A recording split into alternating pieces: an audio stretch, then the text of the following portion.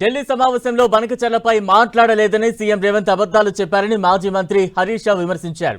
AP ఎజెండాలో బనకచర్లనే ప్రధానమైన అంశమని చెప్పారు. ప్రాజెక్టులు నీటి వాటాల విషయంలో కమిటీ పేరుతో తెలంగాణకు కాంగ్రెస్ సర్కార్ అన్యాయం చేస్తోందన్నారు. కడతామని ఎజెండాలోనే లేనప్పుడు ఆపమనే ముచ్చటే రాదని రేవంత్ రెడ్డి అన్నాడు కదా. ఎజెండాలో ఫస్ట్ పాయింటే agenda point submitted by Andhra Pradesh point number 1 Godavari Banakacherla link project. ఎజెండాలో మొట్టమొదటి అంశమే గోదావరి బనకచెర్ల ప్రాజెక్టు. ఇది అఫీషియల్ ఎజెండా, ఇంత స్పష్టంగా ఉన్నది. సో రేవంత్ రెడ్డిని ప్రెస్ మీట్లు ఏమంటాడు, కడతామని ఎజెండాలోనే లేనప్పుడు ఆపమనే ముచ్చటే రాదన్నాడు. మరి ఇది ఎజెండా కాదా? ఇది వేసే ప్రశ్న ఎక్కడిది?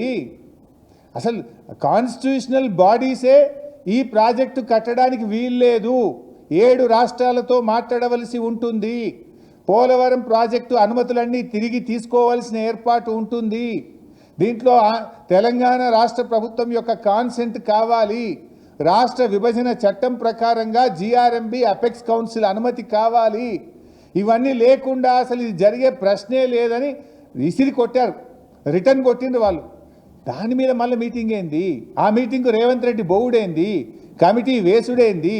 కమిటీ చెప్పినట్టు వింటా అని నా తల ఊపి సంతకం పెట్టొచ్చుడు ఏంది రేవంత్ రెడ్డి? ఎట్లా సంతకం పెడతావు నువ్వు? కమిటీ చెప్పినట్టు వింటా అని రేవంత్ రెడ్డి సంతకం ఎట్లా పెట్టాడు అని నేను అడుగుతా ఉన్నా. ఇది రాష్ట్రానికి చేసేటువంటి తీరని ద్రోహం. తెలంగాణ పాలిట ఇవాళ రేవంత్ రెడ్డి మరణ శాసనం రాసే ప్రయత్నం చేసిండు. పొద్దుగాల బోనన్నోడు పొద్దుకి ఎందుకు పోయిండు అంటే బీజేపీ ఒత్తిడి పనిచేసిందా, బాబు ఒత్తిడి పనిచేసిందా, ఏ ఒత్తిడి మీద మరి పొద్దుగాల బోనన్నోడు పొద్దుకి పోయిండో ఇలా రాష్ట్ర ప్రజలకు చెప్పాల్సినటువంటి అవసరం ఉంది. బాయ్కాట్ అని చెప్పి ఇవాళ బీజేపీ బాబులతో ఈ బాయి రాజకీయాలకు ఎందుకు జరుగుతున్నాయో దానికి రేవంత్ రెడ్డి గారు సమాధానం చెప్పాలి. పొద్దుగాల బాయ్కాట్ అన్నావు, తెల్లారి వరకు బాయి అంటున్నావు బాబుతోని బీజేపీతోని. ఈ బాయి రాజకీయాల వెనుక ఉన్న సీక్రెట్ ఏంది, ఆ చీకటి ఒప్పందం ఏందో రాష్ట్ర ప్రజలకు చెప్పాలని చెప్పి నేను ఈరోజు డిమాండ్ చేస్తా ఉన్నాను.